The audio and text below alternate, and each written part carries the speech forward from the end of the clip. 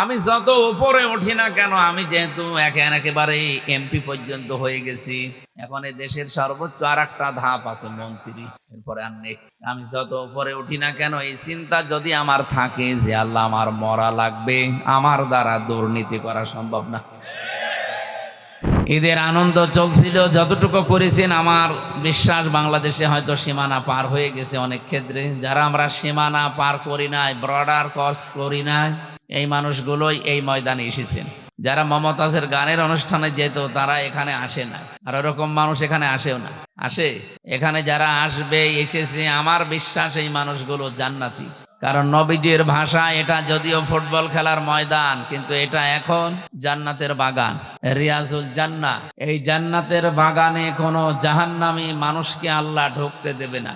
কথা বুঝতেছে? কারণ জান্নাতের একটা নিয়ম হচ্ছে, কেউ যদি জান্নাতে একবার যেতে পারে, কোনোদিন আল্লাহ তাকে বের করে দেয় না, আর সে বের হতেও চায় না। ইসলাম মানে অন্যরকম হৃদয় কাড়া আলো, ইসলাম মানে চেষ্টা করা হতে আরো ভালো, ইসলাম মানে মায়ে ভরা মধুর কোনো ফুল, ইসলাম মানে জানা মাত্র ছেড়ে দেয়া ভুল, ইসলাম মানে অন্যরকম হৃদয় কাড়া আলো, ইসলাম মানে চেষ্টা করা হতে আরো ভালো, ইসলাম মানে মায়ে ভরা মধুর কোনো ফুল, ইসলাম মানে জানা মাত্র ছেড়ে দেয়া ভুল।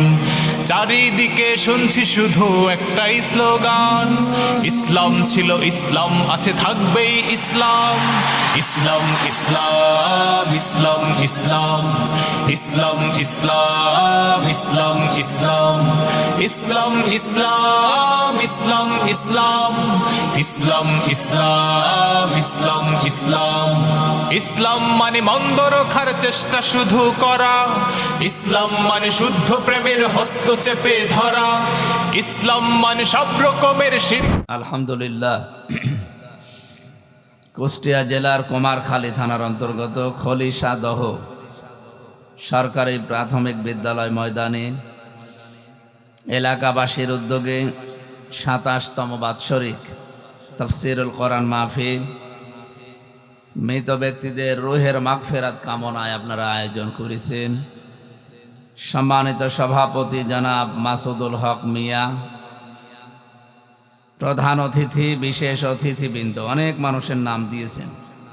এতক্ষণ যিনি কথা বললেন, হরিপুর কেন্দ্রীয় মসজিদের সম্মানিত খতিব মুফতি হাফিজুর রহমান জিহাদি, হাফেজ মাওলানা রাকিবুল ইসলাম, আতালাল্লাহু উমরাহু ওয়া বারাকাল্লাহু ফি হায়াতি, আমিন। মঞ্চে বসা সম্মানিত ব্যক্তিবর্গ, সামনে বসা মুসলমান ভাইরা, পর্দার আড়ালের সম্মানিতা মা এবং বোনেরা, প্রশাসনের ভাইরা, প্রাণপ্রিয় কুমারখালীবাসী, দরবারে ইলাহিতে শুকরিয়া জানাচ্ছি। ঈদের আমেজ এখনো যায়নি, এখনো আনন্দ চলছে। যদিও আনন্দ করা নিষেধ না, কিন্তু অনেক মুসলমান আমরা ঈদের আনন্দকে মাত্রা ছাড়িয়ে ফেলেছি। কারণ মুসলমানদের এমন কোনো কাজ নেই যেটা ইবাদত হয় না। নবীজি বলেছিলেন আল্লাহর পক্ষ থেকে দুইটা আনন্দের দিন আছে, একটা ঈদুল আজহা, একটা ঈদুল ফিতর। তো সে আনন্দ করা লাগবে নির্ধারিত গণ্ডির ভেতরে থেকে। আমরা অনেকে গণ্ডি পার হয়ে চলে গিয়েছিলাম, আগামী ঈদ যেন আমাদের গণ্ডি পার না হয়। কথা বুঝতেছেন? সুতরাং ঈদের আমেজ যেহেতু এখনো চলছে, এ সমস্ত অবৈধ কোনো কাজে না গিয়ে পৃথিবীতে যত নফল ইবাদত আছে, আফদালুল ইবাদাতি তিলাওয়াতুল কোরআন, এর ভেতরে সর্বোত্তম নফল ইবাদতের তালিকায় আছে কোরআন কেন্দ্রিক যে সমস্ত বিষয়গুলো রিলেটেড আছে। আজকের এই আয়োজন কোরআনের সাথে সম্পৃক্ত। কোরআন যদি না থাকতো এখানে, আমির হামজা এমপি না, ও বাবা আসলেও আপনারা আসতে বলেন বলেন। সুতরাং কোরআনের জন্য যারা এসেছেন আজকে তারা আনন্দিত এবং খুশি, কোরআন এখানে আছে এই জন্য। কুল বিফাদলিল্লাহি ওয়া বিরহমাতিহি ফাবিযালিকা ফালিয়াফরাহু হুয়া খায়রুম মিম্মা ইয়াজমাউন। দুনিয়ার মানুষ যা গেইন করে, যা অ্যাচিভ করে, যা অর্জন করে, আনন্দ করে, এগুলো স্থায়ী না। ক্ষমতা আজ আছে কাল নেই। যারা টাকা পয়সার মালিক হয়েছেন, এটা আজ আছে কাল নেই। এমনকি বহু মানুষ বুঝে হোক না বুঝে হোক নিজেদের সম্পদগুলো তারা এক কেন্দ্রিক কাউকে দিয়ে অন্য পক্ষকে ফাঁকি দেয়। আমার এই কথার অর্থ হয়তো অনেকে বুঝে ফেলেছেন। এটা বুঝে হোক না বুঝে হোক যারা করেন, ছেলের নামে সব লিখে দিলেন, মেয়েকে ফাঁকি দিলেন।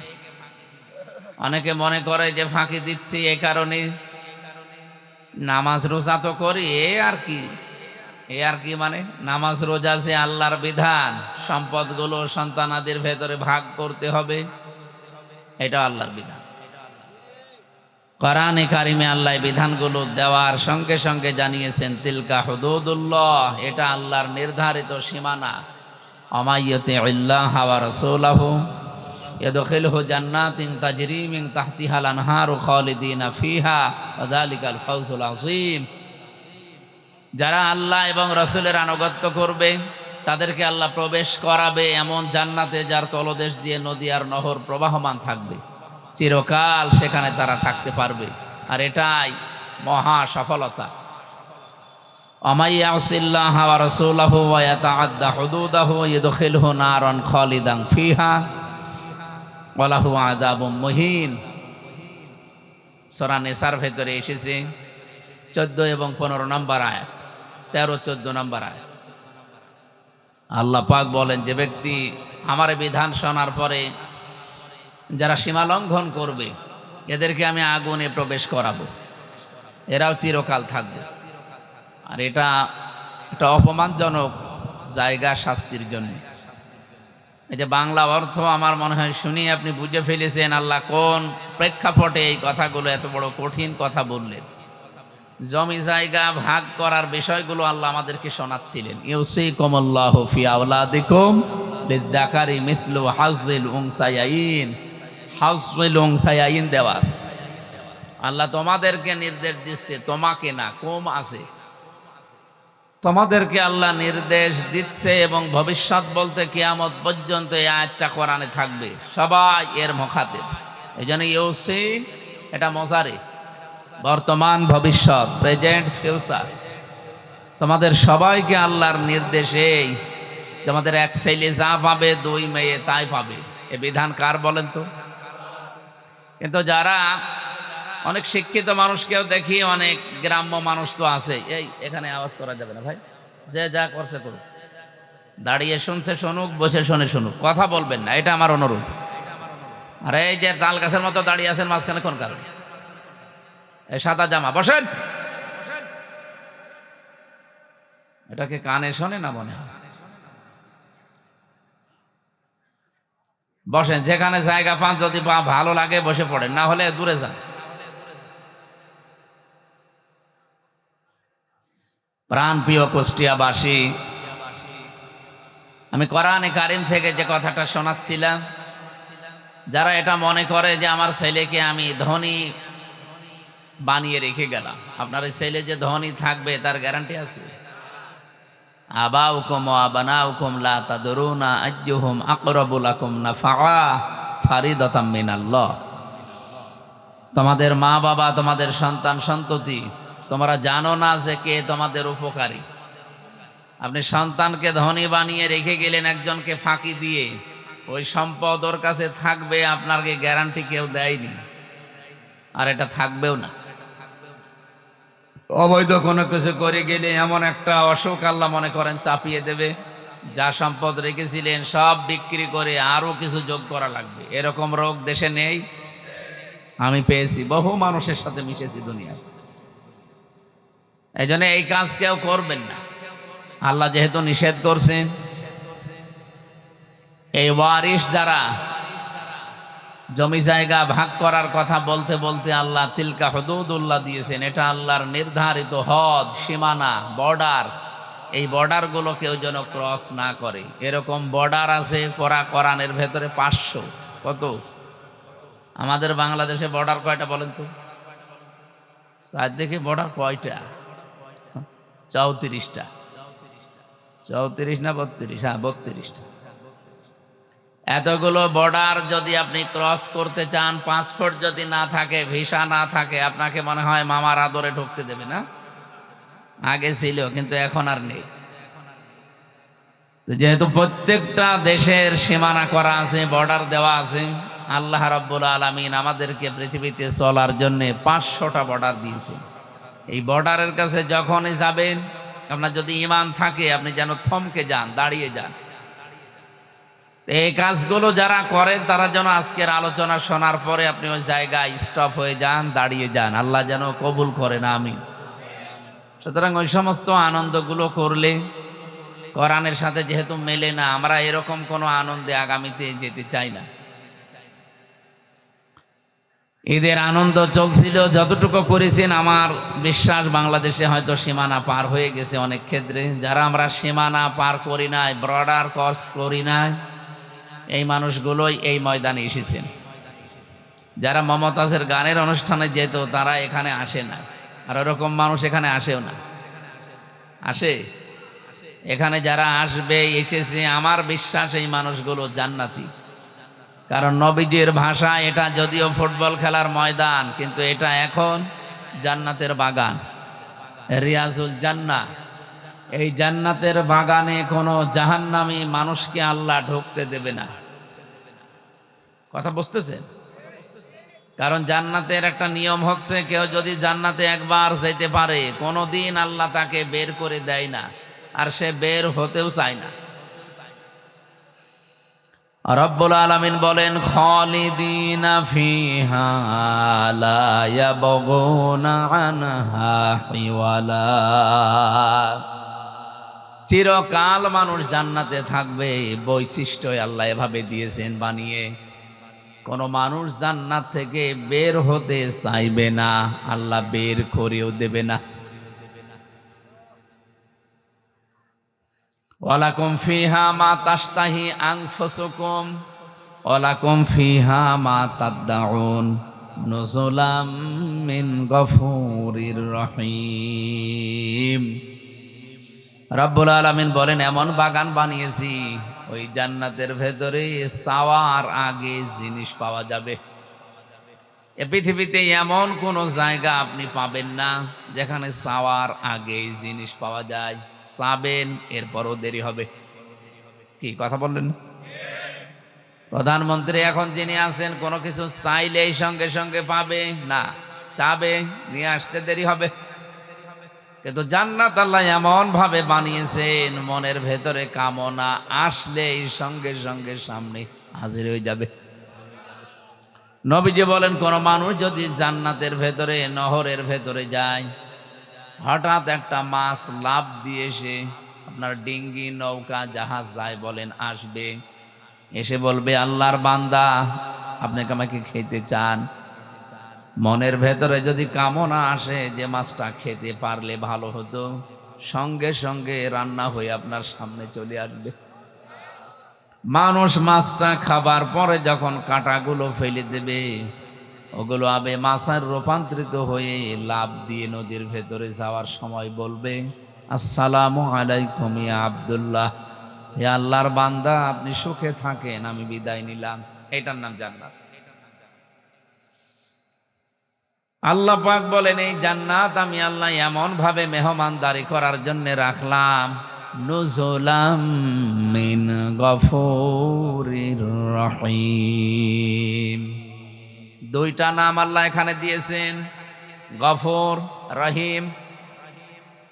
কোন মানুষ যদি দুনিয়াতে জান্নাতের কাজ করতে গিয়ে সফল হতে নাও পারে, যদি চেষ্টা চালায়, আল্লাহ তার জন্য গফুর।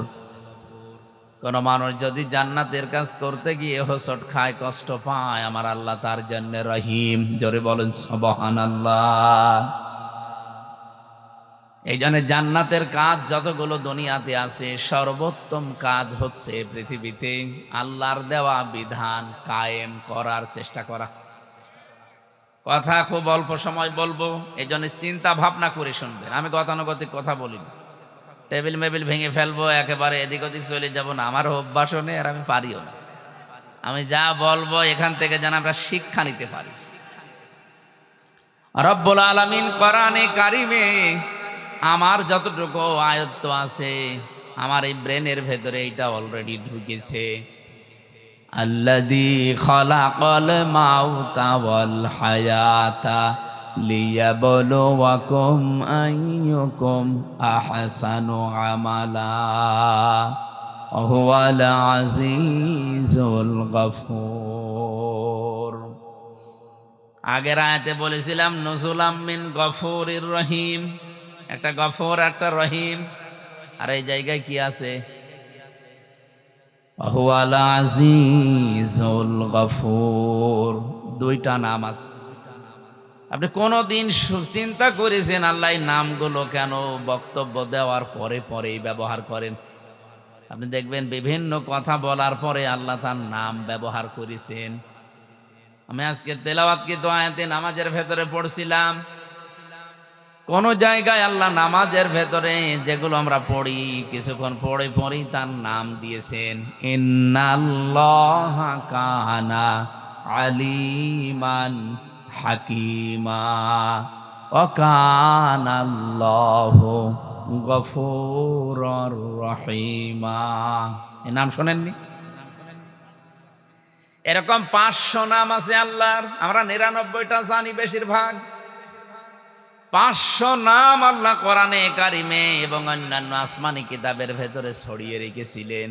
আপনি তাওরাত পড়বেন, ইনজিল দেখবেন, জাবুর দেখবেন, ওই যে 100 সহিফার নাম শোনেন, এগুলোতে ছড়ানো আছে আল্লাহর নাম। 4900 একটা আমি অন্যান্য তাফসিরের ভেতর থেকে কোট করেছিলাম। 99টা নাম অলরেডি আল্লাহ কোরআনে কারিমে বিভিন্ন জায়গায় এভাবে দিয়েছেন। এখানে যে 2টা নাম দিয়েছেন, আমার এই ছোট্ট মাথা এটা ধরা পড়েছে তাফসির পড়ার মাধ্যমে। রব্বুল আলামিন বলেন, তোমাদের হায়াত আর মওত বানিয়ে দুনিয়ায় পাঠালাম কেন জানো? লিয়াবলুয়াকুম আইয়ুকুম আহসানু আমালা, আমি যেন তোমাদেরকে পরীক্ষা করে নিতে পারি তোমাদের ভেতরে কে সবচাইতে ভালো কাজ করে আমার কাছে আসতে পারো। এ পর্যন্ত শুনেছেন কারা কারা? হাত তোলেন তো। ও বাবা, কার সামনে ওয়াজ করছে? এখনো সবগুলো হাত ওঠে না, তার মানে আপনার অন্য খেয়ালে আছেন।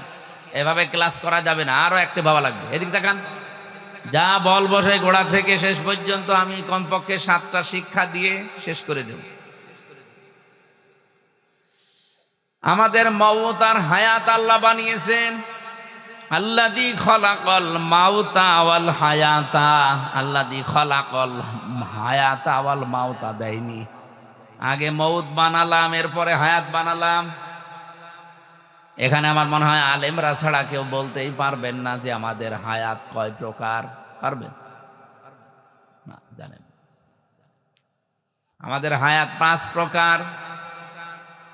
এই পৃথিবীতে আসার আগে এই 2টা হায়াত আমরা পার করে ফেলেছি। আলমে আরওয়া, রুহের জগৎ, একটা আলমে বতুন, মায়ের পেটের জগৎ। এখন যেটা আছে আলমে দুনিয়া, এই পৃথিবীর জগৎ। এরপরে আর একটা সামনে আসছে আলমে বারজাখ, কবরের জগৎ। এরপরে একটা সর্বশেষ আসবে আলমে আখিরাত, পরকালের জগৎ।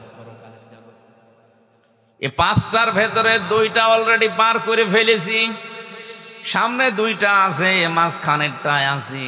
তার মানে যেহেতু 2টা পার হয়ে গেছে, সামনে 2টা আছে, মাস্ট বি আপনাকে সামনের 2টায় যাওয়াই লাগবে। কি কথা বুঝতেছেন? আল্লাহ আগে হায়াত ওয়াল মাউতা দেননি, আল্লাযী খালাকাল মাউতা ওয়াল হায়াতা দিয়েছেন। আমি যতগুলো তাফসির আয়ত্ত করতে পেরেছি, সব মুফাসসির একমত। আল্লাহ মানুষকে এটাই স্মরণ করাতে চায়, বান্দা বান্দি যত উপরে ওঠো না কেন, সব সময় এই চিন্তা করবা যে মরা লাগবে। এই চিন্তাটা যার ভেতরে যত বেশি বদ্ধমূল হবে, ওর দুনিয়ার জীবন তত বেশি পরিচ্ছন্ন হবে। আমি যত উপরে উঠি না কেন, আমি যেহেতু একেবারে এমপি পর্যন্ত হয়ে গেছি, এখন এই দেশের সর্বোচ্চ আর একটা ধাপ আছে মন্ত্রী, এরপরে আর নেই। আমি যত উপরে উঠি না কেন, এই চিন্তা যদি আমার থাকে যে আল্লাহ আমার মরা লাগবে, আমার দ্বারা দুর্নীতি করা সম্ভব না। এরপরে আল্লাহ দিয়েছেন লিয়াবলুয়াকুম, লি মানে যেন, তোমাদের সবাইকে আল্লাহ পরীক্ষা করতে চান।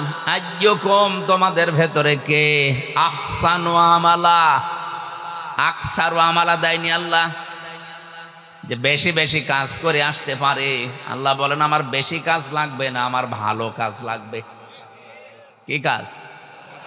আমি চাই মানুষ যেন ভালো কাজ করে আসে। এই পৃথিবীতে যত ভালো কাজের কথা আল্লাহ কোরআনে কারিমে আমাদেরকে শুনিয়েছে, আমাদের আগে মুসা নবীকে, হযরত ঈসা নবীকে দাউদ নবীর মাধ্যমে, আদম নবীকে, শীষ নবীকে, যত নবীকে তার উম্মতদেরকে শুনিয়েছে, সব চাইতে ভালো কাজ কোরআন পড়ে আমি পেয়েছি, জমিন যার বিধান চলবে তার। এটা আমি কি ভুল বললাম? আপনার সূরার 13 নম্বর আয়াত পড়বেন, সূরা আরাফের 54 নম্বর আয়াত পড়বেন, সূরা ইউসুফের 40 নম্বর আয়াত পড়বেন। কোরআনে এরকম 918 জায়গায় ডাইরেক্ট ইনডাইরেক্ট আমি পেয়েছি। যেহেতু জমিন যার, এখানে বিধান আইন কানুন চলা লাগবে তার। এটা তো ফেরেশতারা এসে চালাবে না, আমাদের চালানো লাগবে। এই চালাতে গেলে কি কি করতে হয়, যে 5টা ধাপ পার করা লাগে। তার ভেতরে 1 নম্বরে আপনাকে দল করা লাগবে। অলতাকুম মিনকুম উম্মাতুন ইয়াদউনা ইলাল খায়র, তোমাদের ভেতরে একটা দল থাকতেই হবে। এখানে 5টা বিষয়ের ভেতরে 1 নম্বরে দল। এখানে যদি আমি দল তৈরি করতে চাই, 1 নম্বরে কাতারবদ্ধ হওয়া লাগবে, কারণ গণনা করে করে আপনাকে আমাদের দলে নেওয়া লাগবে। রব্বুল আলামিন বলেন পৃথিবীতে যত কাতার মানুষ বানায়, যত কাতার তৈরি করতে পারে, 2টা কাতার আমি আল্লাহর কাছে সবচাইতে প্রিয় এবং আনন্দের। এই 2টা কাতারে যাদেরকে দেখি, তাদের দেখলে আমি আল্লাহর ভালো লাগে, আমার পছন্দ হয় তাদেরকে। কয়টা? আরো জোরে বলেন, আর একবার বলেন। আপনি দেখেন তো কোন কাতারে আছেন, নাকি না বলবো না? বলেন, বললে হবে, মানা লাগবে। 1 নম্বরে কাতারের নাম আল্লাহ পাক সূরা সফের 4 নম্বর আয়াতে জানিয়েছেন, ইন্নাল্লাহা ইউহিব্বুল্লাযীনা ইউকাতিলুনা ফি সাবিলিহি সাফফান কান্নাহুম বুনয়ানুম মারসুস। অবশ্যই আমি আল্লাহ তাদেরকে বেশি ভালোবাসি যারা সীসা গলা প্রাচীরের মতো কাতারবদ্ধ হয়ে জমিনে আল্লাহর দ্বীন কায়েমের জন্য চেষ্টা করে। তাহলে আল্লাহর কাছে প্রিয়, পছন্দের, ভালোবাসার কাতারের নাম যারা দ্বীন কায়েমের জন্য কাতারবদ্ধ হয়। বাংলাদেশে তো কত কাতার আছে, দ্বীন কায়েমের কাতার মাত্র একটা। 2 নম্বরের কাতারের নাম কি? এটা আর বলবো না, সবই যদি বলে দেবো আপনি কি জানেন।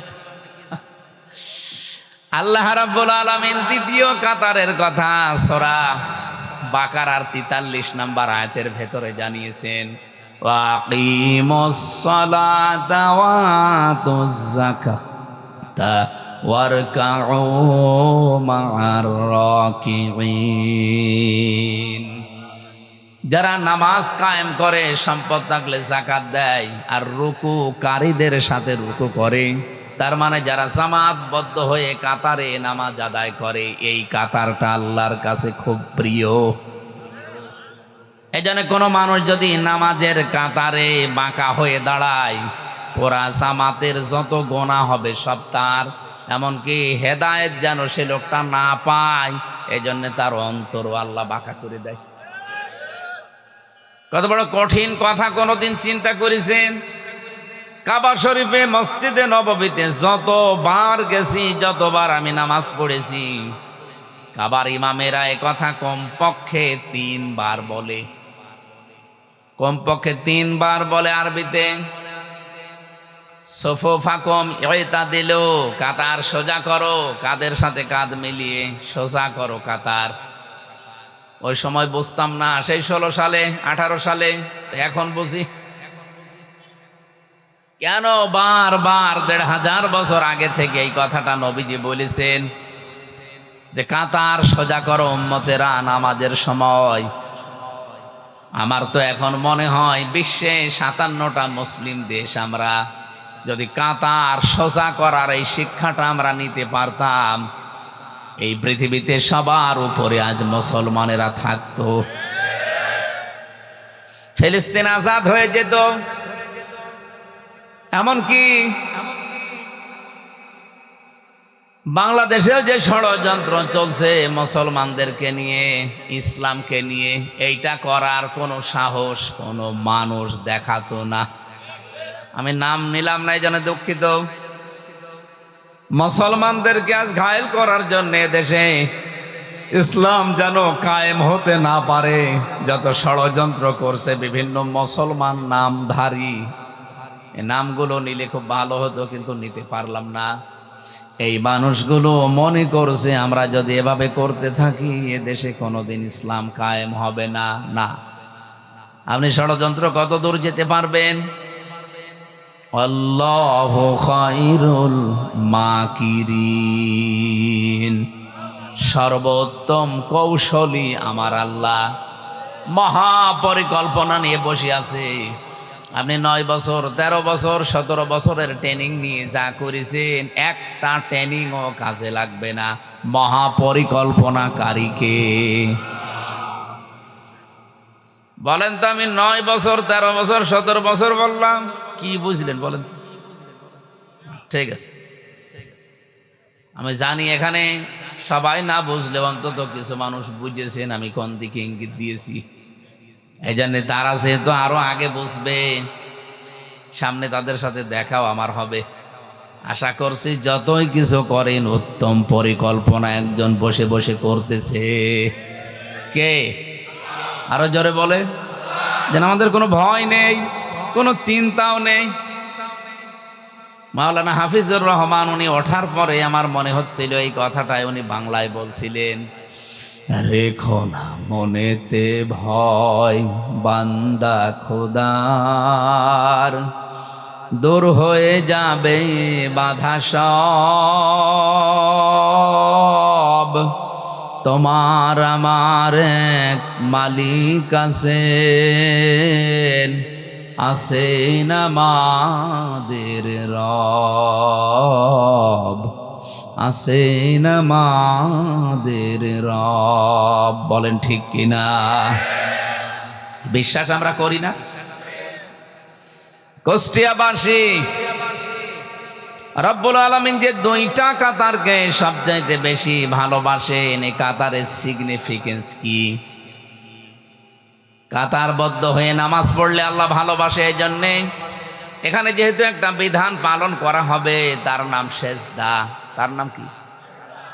এই সেজদা নামক বিধানটা পালন করা হবে। এই জন্য এত সুন্দর মসজিদ বানিয়েছেন কোটি টাকা খরচ করে, এত সুন্দর চাকচিক্য বিউটিফাই করেছেন, এ দেখলেই মন ভরে যাচ্ছে।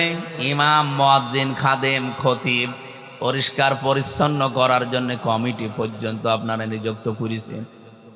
প্রতি মাসে মাসে 40-50 হাজার টাকা এর পেছনে অলরেডি খরচ করছেন। 5 ওয়াক্ত আযান দেওয়ার জন্য, নামাজে আসার জন্য কাতারবদ্ধ হয়ে। এটা তো শুধু অনুষ্ঠান, এই অনুষ্ঠান থেকে মূল শিক্ষা এটা যে কাতার যেভাবে প্রতিদিন 5 বার করে সোজা করি, পৃথিবীতে এখানে বিধান পালন করা হবে মাত্র একটা। এখনো আল্লাহর 499টা বিধান বাকি আছে। এগুলো আমাদের ব্যক্তি, পরিবার, সমাজ, রাষ্ট্র, দুনিয়াতে চলানো লাগবে। একটা বিধান পালন করার জন্য যদি এত কিছু করা লাগে, এত অনুষ্ঠান করা লাগে, 499টা বিধান পালন করার জন্য কত কিছু করা লাগবে আপনি বলেন। এই শিক্ষাটাই নামাজের কাতারে আমাদের দেয়। এখানে যেমন সব আমরা এক হয়ে গেছি আল্লাহর একটা বিধান পালন করতে, এখান থেকে বের হয়ে সমাজে, রাষ্ট্রে, পৃথিবীতে যেখানে আমরা যাব, মুসলমান আমরা যারা আল্লাহর বিধানের জন্য সব এভাবে এক হয়ে যাব। এই শিক্ষাটা মানুষ যদি নেয় তাহলে ওই কাতার আল্লাহর কাছে খুব প্রিয়, পছন্দনীয়। দ্বিতীয় কাতারের নাম যেটা বলেছিলাম প্রথমে, তার নাম দিন কায়েমের যে কাতার। রব্বুল আলামিন বলেন এটা আমি আল্লাহর কাছে সবচাইতে ভালো কাজ। যালিকুম খায়রুল লাকুম ইন কুনতুম তা'লামুন। এইটাই ভালো কাজ। কে বলছে? বলেন বলেন। আল্লাহ পাক বলেন এইটাই ভালো কাজ যদি তোমরা বোঝো বা জানো। সুতরাং এই কাজে যারা আছে, দিন কায়েমের কাজ করতে গিয়ে, আল্লাহর বিধান জমিনে কায়েম করতে গিয়ে যদি কোনো ভুল ত্রুটি হয়ে যায়, কোনো গোনাহ হয়ে যায়, আল্লাহ বলেন হতাশ হওয়া যাবে না। অহুয়ালা আজিজুল গফুর, দুইটা নাম দিলাম আমি, একদিকে আজিজ আর একদিকে গফুর। এই পৃথিবীতে আমার বিধান যারা কায়েম করার জন্য, প্রতিষ্ঠা করার জন্য চেষ্টা করবে না, কাজ করবে না, এদের জন্য আমি আজিজ।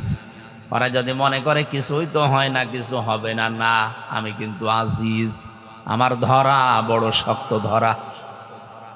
যারা দিনের জন্য কিছু করে নাই, দিনে জমিনে কায়েম হবে, প্রতিষ্ঠা হবে, এর জন্য যাদের কোনো পরিশ্রম নেই, প্রচেষ্টা নেই, কোনো চেষ্টা করে নাই, কাজ করে নাই, আল্লাহ তাদেরকে ধরেছে বড় শক্ত করে। কারণ তার নাম প্রথমেই তিনি দিয়েছেন আজিজ। কি দিয়েছেন? নামটা শুনলেই মনে হচ্ছে শক্ত কিছু হবে। আজিজ মানে মহাপরাক্রমশালী। 2 নম্বরে আল্লাহ গফুর দিয়েছেন। আমি তো কিছু মানুষকে দেখতে পাচ্ছি তারা নিস্তব্ধভাবে কথাগুলো বোঝার জন্য শুনতেছেন। কোন শব্দ যদি কেউ বোঝার জন্য চেষ্টা চালায়, 500 রাকাত নফল নামাজ পড়ার সওয়াব হয়। কিছু মানুষকে আমি টের পাচ্ছি, আপনারা শুনতেছেন, বোঝারও চেষ্টায় আছেন। রব্বুল আলামিন বলেন এই দিন কায়েমের কাজ করতে গিয়ে যদি কোনো ঝামেলা হয়, জীবনে বাধা প্রাপ্ত হও, পৃথিবীতে হয়তো ভুল ত্রুটি হয়ে যেতে পারে, গোনাও হয়ে যেতে পারে, আমি আল্লাহ পাক ঘোষণা দিলাম আমি গফুর, আমি মাফ করে দেব। কি বুঝলেন এতক্ষণ পর্যন্ত? যা বললাম তার সামারাইজ।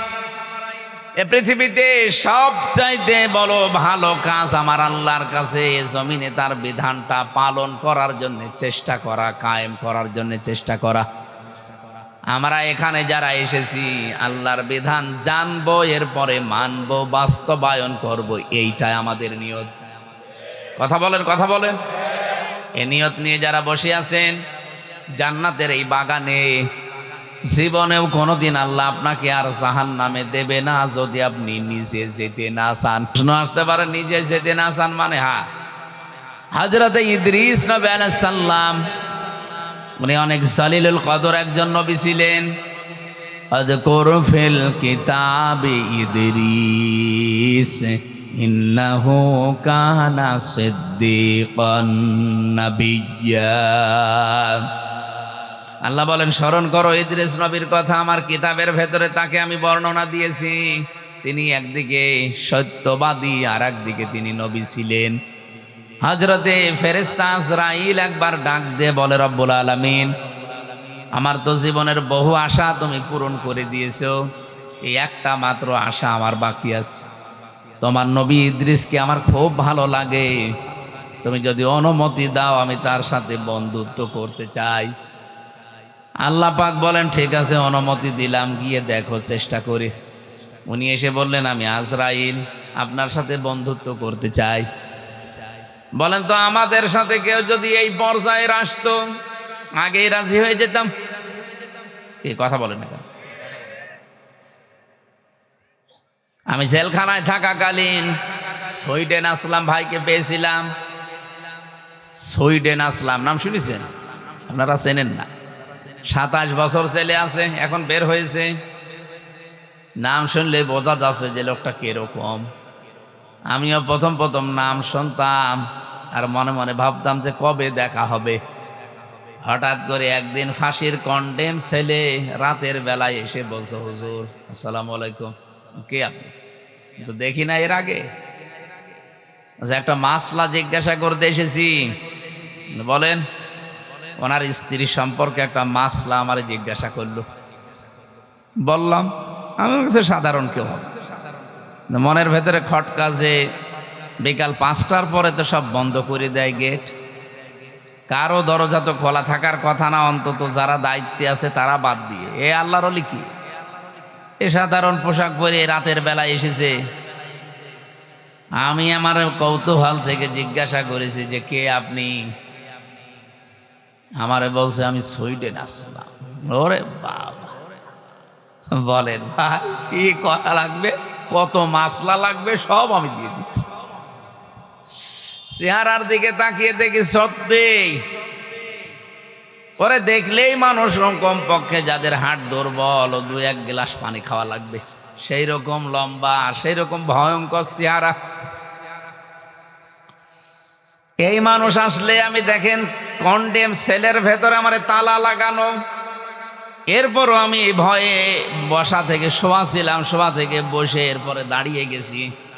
বলছি কত মাসলা লাগবে বলেন, সব ফ্রি। অথচ ফেরেশতা আজরাইল এসেছে সরাসরি বন্ধুত্বের অফার দিচ্ছে। হযরত ইদ্রিস তো একবারে রাজি হয়ে যাওয়ার কথা। উনি বললেন, ফেরেশতা আমি যার তার সাথে বন্ধুত্ব করি না,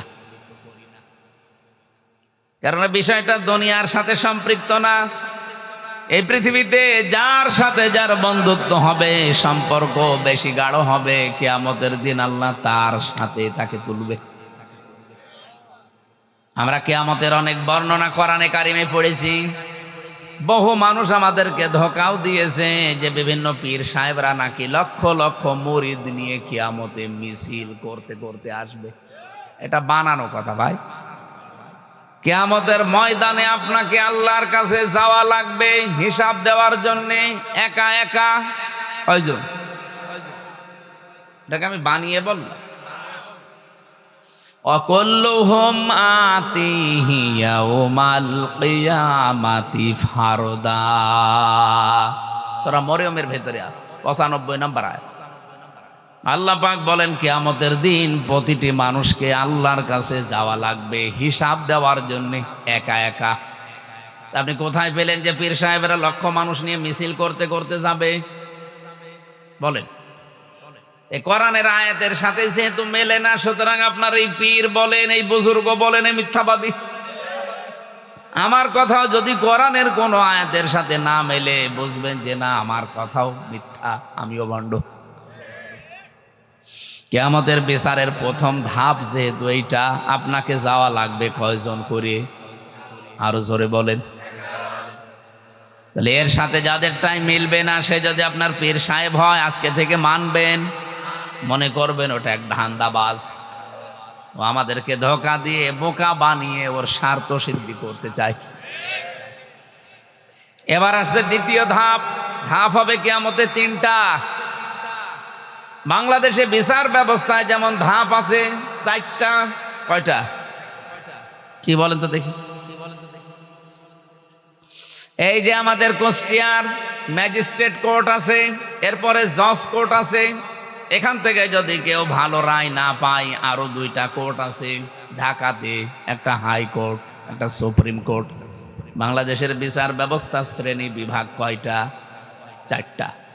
আল্লাহ পাক কিয়ামতের দিন যে বিচার ব্যবস্থা সাজিয়েছেন, এর ধাপ 3টা। 1 নম্বরে আপনাকে হিসাবের জন্য ডাক দেওয়া হবে, আপনার মা বাবা না, আপনার ভাই বোন না, আপনাকে আল্লাহ ডাকবে স্রেফ একা একা। একা ডাক দিয়ে আপনাকে সামনে নিয়ে জিজ্ঞাসা করবে, হামজা এটা করেছিলি? যদি আল্লাহর ইচ্ছা হয় যে আপনাকে আল্লাহ মাফ করে দেবে, তাহলে একটা আলাদা বিচার ব্যবস্থা আল্লাহ তৈরি করবে। লক্ষ কোটি কোটি মানুষ থেকে আপনাকে আলাদা করে একা চারিদিকে কুদরতের চাদর দিয়ে ঘিরে নেবে। একটা সামিয়ানা দিয়ে আপনাকে ঘিরে সামনে দাঁড় করিয়ে বলবে, হামজা বল তো এই এই কাজ তোর জীবনে ছিল, এমন একটা বিষয় আমার সামনে তুলে ধরবে যে মনে হচ্ছে আমার সব কাজগুলো রেকর্ড হয়ে আছে। ওয়াজাদু মা আমিলু হাযিরা, সব হাজির হয়ে আছে। দেখার পরেই মানুষ আশ্চর্য হয়ে যাবে, তো একটা অস্বীকার করার মতো না। যা করেছি এখন সব আমার মনে পড়ছে। আমার এখন 34 বছর। 20 বছর আগে আমি এই মাসের এই তারিখে কি করেছিলাম, এই সময় সেইটাও দেখি লেখা আছে। দেখলেই মনে পড়ে যাবে, এরকম মন আল্লাহ বানাবে। সব কিছু যখন মনে পড়বে, অস্বীকার করার কোনো কায়দা যেহেতু নেই, উনি আগের খবর, পরের খবর, মনের খবর সবই জানে। মাথা নিচু করে বলবে, রব্বুল আলামিন আমি সব করেছি। আমার কাকতি মেনতির দিকে, চোখের পানির দিকে তাকিয়ে রব্বুল আলামিন বলেন, আমি যারে মাফ করার ইচ্ছা করব, ওরে বলবো যা মাফ করে দিলাম, কাউকে বলবি না, জান্নাতে চলে যা। এরকম একটা হিসাব আইয়াসিরা, সহজ হিসাব, এটা যেন আমাদের সবাইকে আল্লাহ দান করেন, বলেন আমিন। কিয়ামতের দ্বিতীয় বিচার ব্যবস্থা, এবার আর আপনাকে আল্লাহ একা ডাকবে না, বিচার করার জন্য আপনাকে ডাকবে আপনার নেতার সাথে। না, নেতা সহ না, নেতার সাথে। সহ আর সাথে আলাদা আছে। নেতাকে আল্লাহ বলবেন আগে আয়, এরপরে কর্মীকে ডাক দিয়ে পেছনে দাঁড় করাবে। সূরা বানী ইসরাঈলের ভেতরে আছে 71 নম্বর আয়াতে, ইয়াউমা নাদউ কুল্লা উনাসিম বিইমামিহিম। কিয়ামতের দিন এবার আল্লাহ মানুষকে ডাকবে, প্রতিটি মানুষ তার নেতার সাথে উঠবে। কার সাথে? অকুষ্টিয়াবাসী রাজনৈতিক ভাবে না নিয়ে একটু ভাবেন তো, আয়াতটা নিয়ে নাকি আয়াত আমার নিজের বানানো? বলেন বলেন। কিয়ামতের দিন আল্লাহ আপনাকে ডাকছে আপনার নেতার সাথে। সামনে আপনার নেতা, পেছনে আপনি। আমি জানি বিভিন্ন জায়গায় ভ্যানের ওপরে, সাইকেলের ওপরে, দোকানে বসে, মাসায় বসে, গাড়িতে বসে আপনি শুনছেন। ভালো করে শোনেন, কিয়ামতের দিন আপনাকে নেতা সহ ডাক দিয়ে, সামনে নেতা, পেছনে আপনি। বিবেককে এবার প্রশ্ন করেন, এমন নেতার পেছনে আপনি থাকেন যে সারা জীবনে একটা সত্য কথা বলেছে বলে আপনারও বিশ্বাস হয় না। এরকম নেতা নেই? যেই নেতা সুদের সাথে জড়িত, ঘুষের সাথে জড়িত, চাঁদাবাজির সাথে জড়িত, দখলবাজির সাথে জড়িত, ধর্ষণের সাথে জড়িত, মিথ্যা মামলার সাথে জড়িত, অন্যায়ভাবে রফিকুল্লাহ কালবিকে হত্যার উদ্দেশ্যে মেরে ফেলার নিয়তে মেরেছে, এরকম নেতাও দেশে আছে। এরকম হাজারো নেতা সামনে আসবে, পেছনে থাকবেন আপনি কর্মী। আমার মনে হয় আপনার কি বিশ্বাস হয় এখন যে এই নেতার দিকে তাকিয়ে আল্লাহর কি ভালো লাগবে না রাগ হবে? ওরে দেখে যদি রাগ হয়ে যায়, তে আপনার পর্যন্ত তো আল্লাহ যাবে না।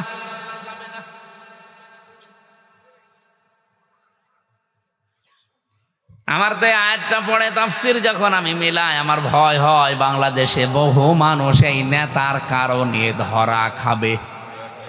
এখানে ধরা খাওয়া মানুষ আছে না নেই? কারা কারা আছেন হাত তোলেন তো। এই একজন আপনি ধরা খাবে। ও যদি এখনই মনে হয়, বিশ্বাস হয় যে আমি ধরা খাবো, ও আসলেও ধরা খাবে, কারণ ওর নেতা ঠিক নেই। এই নেতা ঠিক আছে আপনার? ঠিক নেই। অবশ্যই আপনার নেতা মিথ্যা মামলা দিয়ে বাণিজ্য করেছে, এই জন্য আপনার বিশ্বাস হচ্ছে না।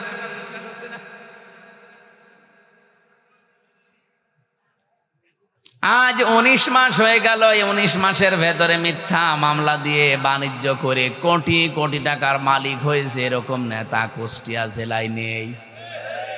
আমি কি নাম ধরবো? নাম ধরে আমি মায়ের খাই, করুক। এমনকি 17 বছরে অনেকে যা কামাতে পারে না, এ 19 মাসে অনেকে তার চাইতে বেশি মাল কামিয়েছে। কি বৈধ পথে? সব মিথ্যা মামলা দিয়ে, মিথ্যা সাক্ষী দিয়ে, চাঁদাবাজি, দখলবাজি, আর বাকিগুলো আমি নাই বললাম। এরকম মানুষের সাথে কিয়ামতের দিন যখন আপনি উঠবেন, ওরে দেখে যদি আল্লাহর মেজাজ খারাপ হয়ে যায়, তে আপনাকে তো এক থাপ্পড় দেবে। কিয়ামতের দিনের জন্য দ্বিতীয় সিস্টেম এইটা, আপনি আর একা উঠবেন না, এবার আপনার নেতার সাথে উঠবেন। আপনাকে আমি সতর্ক করলাম, এখন কি করবেন আপনার বিবেক যা বলে মেনে নেন। আপনি এখন নেতা পাল্টাবেন না, ওইটার সাথেই থাকবেন। দেখেন অবশ্যই থাকবো, থাকেন, থাকবে। 3 নাম্বারটা বলি নাকি? এই ছেলে, এটা কি বেশি সময় বসে আছে মনে হয়? মারা গেছে। সুবহানাল্লাহ আলহামদুলিল্লাহ লা ইলাহা ইল্লাল্লাহ, সুবহানাল্লাহ আলহামদুলিল্লাহ লা ইলাহা ইল্লাল্লাহ, লা ইলাহা ইল্লাল্লাহ মুহাম্মাদুর রাসূলুল্লাহ। এই ভাইয়া উঠে চলে যাচ্ছেন মানে? এই আমি কি নিজের স্বার্থে কথা বলছি? আমি আপনাকে বাঁচাতে এসেছি। কিয়ামতের দিন এটা হবে আমি জেনেছি কোরআন থেকে, আপনি জানেন না তাই জানালাম। এরপরও যদি আপনি ওই লাইনে থাকেন আপনাকে আমি একটু ঠেলা দিয়ে যান। তৃতীয় যে সিস্টেম, এবার আর আপনি একা না, নেতা না, এবার উঠবেন সবাইকে নিয়ে। সবার সামনে আল্লাহ দাঁড় করিয়ে আপনার বিচার করার জন্য প্রথমে মুখের ওপরে, এরপরে হাতের মুখের ওপরে সেলাই লাগিয়ে হাত দিয়ে পা দিয়ে আপনার বিভিন্ন অঙ্গ প্রত্যঙ্গ দিয়ে কথা বলাবে।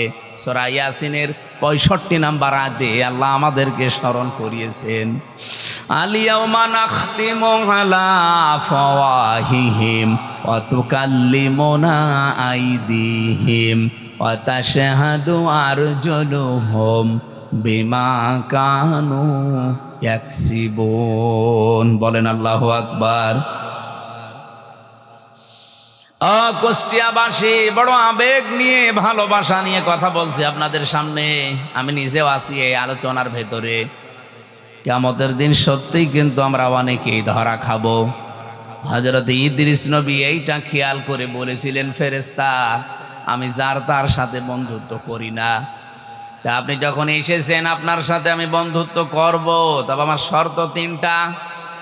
1 নম্বরে আমি এখন মরতে চাই, এখনই আপনি আমাকে মেরে ফেলবেন, এরপরে আবার আমার জীবন ফিরিয়ে দেবেন। কারণ আপনি তো মানুষকে মেরে ফেলেন, জান কবজের দায়িত্ব তো আপনার। ফেরেশতা ফিরে গেলেন আল্লাহর কাছে, ডাক দিয়ে বলে, রব্বুল আলামিন, নবী মনে করে গিয়েছিলাম, মনে করছিলাম ভালো মানুষ, এখন দেখছি ভেজাল, তো মরতে চাই। আল্লাহ বলেন ঠিক আছে, মেরে ফেলো। ইদ্রিস নবী বললেন, ফেরেশতা আমি জানি, আমি আল্লাহর কথাগুলো আমার জানা আছে। ওয়াজাতে সাকারাতুল মাউতি বিল হক যালিকা মা কুনতা মিনহু তাহিদ। এই পৃথিবীর সব কিছু মিথ্যা হতে পারে, কিন্তু মরণের যন্ত্রণা হক, এটা সত্য। সুতরাং আমার 1 নাম্বার শর্ত, আমি মরতে চাই। কেমন যন্ত্রণা হয় মরলে ওটা আমি দেখব। হযরতে আজরাইল জান কবজ করে নিলেন, আবার জানটা তার ভেতরে ফিরিয়ে দিলেন। হাদিসে আমি তাফসিরের কিতাবে পড়েছি, হযরতে ইদ্রিস নবী শক করে মৃত্যুবরণ করেছিলেন। তার এই শকের মরণে কেমন কষ্ট হয়েছিল জানেন? একটা জীবিত ছাগলকে জিন্দা অবস্থায় চামড়া ছিলে লবণ দিলে যেমন কষ্ট হয়, এরকম কষ্ট হয়েছিল। তাও তো তিনি মরণের যন্ত্রণা দেখতে চেয়েছিলেন শক করে। তার এই শকের মরণে যদি এই হয়, আমরা যারা মরতেই চাই না, আমাদের কোনো কষ্টই হবে না। 2 নম্বরে আপনি আমাকে জাহান্নাম দেখাবেন। জাহান্নামের শাস্তি সম্পর্কে আমি শুনেছি, ইন্নাহু মাইয়াতি রাব্বাহু মুজরিমান ফাইন্না লাহু জাহান্নাম লা ইয়ামুতু ফিহা ওয়ালা ইয়াহইয়া। অপরাধী হয়ে কোনো বান্দা বান্দি যদি আল্লাহর সামনে যায়, আল্লাহ তাকে প্রথমে জাহান্নামে দেবেন। জাহান্নামে অবস্থা তার এমন হবে, লোকটা বাঁচবেও না, মরবেও না। আমি এটা দেখতে চাই যে কি হলে মানুষ বাঁচেও না, মরেও না। হযরত ইদ্রিস নবীকে আল্লাহর ফেরেশতা জাহান্নামে প্রবেশ করিয়ে আবার বের করে নিয়ে আসলেন। বলে 3 নাম্বার শর্ত আমার, আমি জান্নাত দেখতে চাই। জান্নাতে প্রবেশ করালেন, নিয়ামতগুলো দেখালেন। আল্লাহ রাব্বুল আলামিন জান্নাত যেভাবে সাজিয়েছেন তাকে দেখিয়েছেন জান্নাতের পুরাটা কিভাবে আল্লাহ সাজিয়েছে। নবীজি বলেন, জান্নাত আল্লাহ এমনভাবে সাজিয়েছে কোনো চোখ কোনোদিন দেখে নাই, কোনো কান কোনোদিন শোনে নাই, কোনো মানুষের হৃদয়ে কোনো দিনের কল্পনা উদয় হয় নাই। কুষ্টিয়াবাসী, মানুষের কল্পনার রাজ্য, এটা কি ছোট না বড়? কত বড় জানেন? আমি যদি এখন কল্পনা করি এই ময়দানে আমি 10তলা বিল্ডিং এর মালিক হব, কল্পনা করলে হয়ে যাবে? এর জন্য কত কাঠ খড়ি পোড়ানো লাগবে, 1.5-2 বছর। এরপরে তো টাকা পয়সা খরচ আছে, মিস্ত্রি দেওয়া লাগবে, সিমেন্ট দেওয়া লাগবে, এরপরে কত মাল মশলা আছে। মাটি পরীক্ষা থেকে শুরু করে রংচং করে বিল্ডিংটা আমার হাতে ডেলিভারি দিতে 1.5-2 বছর সময় লাগবে না? লাগবে না? কল্পনা করতে সময় লেগেছিল 2 বছর। কত বলেন বলেন? মাত্র 2 সেকেন্ডের কল্পনার বহির্প্রকাশ যদি 2 বছর লাগে। আল্লাহ বলেন, মুমিনের কল্পনা আমার জান্নাত, ও কল্পনা যা করবে ওইটা জান্নাত। আজ দুনিয়াতে কত মানুষ কল্পনা করে আছে। শেখ হাসিনা তো কল্পনা করেছিল 31 সাল, 41 সাল হয়েছে, কল্পনা পর্যন্ত যেতেও পারে নাই। আজও কত কিছু কল্পনা মানুষ নিয়েছে। 2000 মানুষের জীবন তাদের কাছে জীবনই না, কল্পনা নিয়ে বসে আছে। উল্টিয়ে যখন যাবে তখন ঘুম ভাঙবে। অন্তত ঘোর কাটার আগেই যেন ঘুম ভাঙে, আল্লাহ তাদের তৌফিক দেন। বলেন আমিন। আমিন কি বুঝে শুনে বললেন না আন্দাজে বলছে? 40,000 মানুষ বন্ধু হয়ে আছে, 2000-এর উপরে মানুষ আজ জীবন দিয়ে চলে গেল। কোনো দাম নেই এগুলো তাদের কাছে, এগুলো নাকি আবেগ। আবেগ ছিল এই জন্য আপনি আজকে মন্ত্রী, আবেগ ছিল এই জন্য আপনি সংসদের ভেতরে বসতে পেরেছেন। আবেগ না থাকলে আপনাকে এখনো পর্যন্ত ওই জায়গায় থাকা লাগতো। সুতরাং এগুলো হেয়ালি খেয়ালি উল্টাপাল্টা কথা বলবেন না। এই আবেগের জন্য আজ আমির হামজা এতগুলো মানুষের সামনে কথা বলতে পারছে, নয়তো আমির হামজা কুষ্টিয়ায় ঢোকা সম্ভব ছিল না।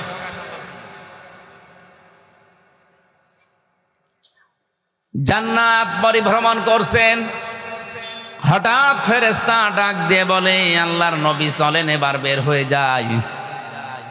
হযরতে ইদ্রিস নবী বললেন, ফেরেশতা আমি আল্লাহর ঘোষণা জানি, খালিদিনা ফিহা আবাদা। অন্য জায়গায় আমি জানি লা ইয়াবগুনা আনহা হিওয়ালা। আল্লাহ এমন জান্নাতে মানুষকে প্রবেশ করাবে, চিরস্থায়ী করে দেবে, কোনোদিন আল্লাহ বের করে দেবে না। আর ওই লোকটা জান্নাতের নিয়ামত পেয়ে বের হতেও চাইবে না। এত কিছুর ভেতরে থাকার পরে আল্লাহ ঘোষণা দেবেন, লাহুম মা ইয়াশাউনা ফিহা ওয়া লাদাইনা মাজিদ। এখানে যা চাও তাই আছে, কিন্তু আমি আল্লাহর কাছে আরো বেশি আছে। মানুষ হয়রান হয়ে পড়বে যে আর বেশি কি থাকতে পারে। রব্বুল আলামিন 70,000 পর্দানীদের সামনে থেকে সরিয়ে বলবে, বান্দা এই যে এইটা আছে, আমি আল্লাহ নিজে আছি। হযরত ইদ্রিস নবী ওই দিন বলেছিলেন, আল্লাহর ফেরেশতা ফিরে যান, আমি আর যাব না, কারণ আল্লাহ নিজে জানিয়েছে আমাকে নাকি আর কোনোদিন জান্নাত থেকে বের করবে না।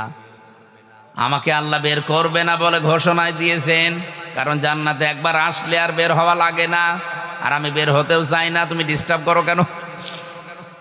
হযরত আজরাইল ফেরেশতা বলেছিল, রব্বুল আলামিন তোমার নবী ইদ্রিস তো খুব চালাক। আল্লাহ পাক বলেন, ফেরেশতা ফিরে আসো, এইটাই আমি ইদ্রিসের কপালে লিখে রেখেছিলাম। আমার ঘটনা বলা উদ্দেশ্য না, আমার এখানে একটা শিক্ষা আছে। ইদ্রিস নবী এখনো জান্নাতে আছে, আল্লাহ ওনাকে বের করে দেয়নি, আর উনি বের হতেও চায়নি। কথা বলেন না কেন? এটা যদি নবীজির কথা অনুযায়ী জান্নাতের বাগান হয়, আল্লাহ আমাদেরকে যখন এখানে প্রবেশ করিয়েছে আর বের করে দেবে না, আর আমরা বের হতে যেতেও চাই না। এরপরেও যেটা বের হয়ে যাবে মনে করবেন ওর জান্নাত ভালো লাগছে না। এবার ওঠেন তো দেখি। দড়ি ছাড়া বেঁধে ফেলেছি, কেউ যেতে পারবেন না অন্তত না, সারা রাত না, আর 20 মিনিট থাকবেন না। আর গুরুত্বপূর্ণ একটা আয়াত পড়েছি, এই আয়াতকে সামনে নিয়ে কথা বলবেন ইনশাআল্লাহ। দরুদ আর সালাম পাঠ করার মাধ্যমে সূরা আলে ইমরান 133 নম্বর আয়াত। আমি আলোচনার বিষয় নিয়েছি উইদ্দাত লিল মুত্তাকিন, এই শব্দটা। রব্বুল আলামিনের ঘোষণা শোনাচ্ছি, ওয়াসারিউ ইলা মাগফিরাতিম মির রাব্বিকুম ওয়া জান্নাতিন আরদুহাস সামাওয়াতু ওয়াল আরদ উইদ্দাত লিল মুত্তাকিন। বলেন আল্লাহু আকবার। আল্লাহ বলেন দৌড়াও। কে বলছেন? বসে আছেন কেন? দৌড়ান। এই দৌড়ানো বলতে এখান থেকে ম্যারাথন দৌড় দেওয়া না। আল্লাহ বলেন কোন দিকে দৌড়াবা? ইলা মাগফিরাতিম মির রাব্বিকুম, তোমাদের রবের ক্ষমার দিকে দৌড়াও। এ পৃথিবীতে যত নিয়ামত আল্লাহ মানুষকে দিয়েছেন, সব চাইতে বড় নিয়ামত বান্দার জন্য আল্লাহর ক্ষমা। আল্লাহ পাক যদি কাউকে ক্ষমা করে দেয়, মাফ করে দেয়, এইটাই সব চাইতে বড় নিয়ামত। তাছাড়া টাকা পয়সার মালিক হয়ে গেছেন, কোটি কোটি ডলারের মালিক, এলাকার সব সম্পদ আপনার, আপনি ক্ষমতার চেয়ারে আছেন 41 সাল না 71 সাল পর্যন্ত।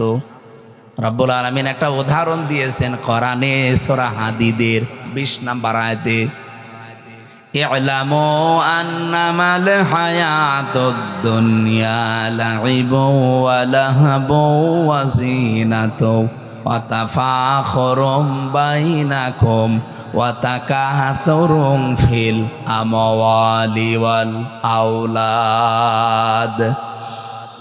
জেনে রাখো দুনিয়ার জীবনটা খেলাধুলা, রং তামাশা, প্রতারণা, হাসি ঠাট্টা, এইটা ছাড়া, ক্রিয়া কৌতুক ছাড়া আর কিছু না।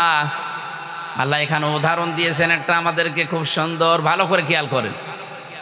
রব্বুল আলামিন বলেন ওয়াজিনাতুম ওয়া তাফাখুরুম বাইনাকুম ওয়া তাকাসুরুম ফিল আমওয়ালি ওয়াল আওলাদ। এটা হচ্ছে সৌন্দর্য বর্ধন করে দিয়েছে পৃথিবীর মানুষের চোখে। এখানে বেশি বেশি সম্পদ, বেশি বেশি সন্তান, বেশি বেশি ক্ষমতা পাওয়ার জন্য মানুষ মনে করে আমি মহা অন্ধ হয়ে পড়েছি। কিন্তু দুনিয়ার এই সব কিছু কেমন জানো?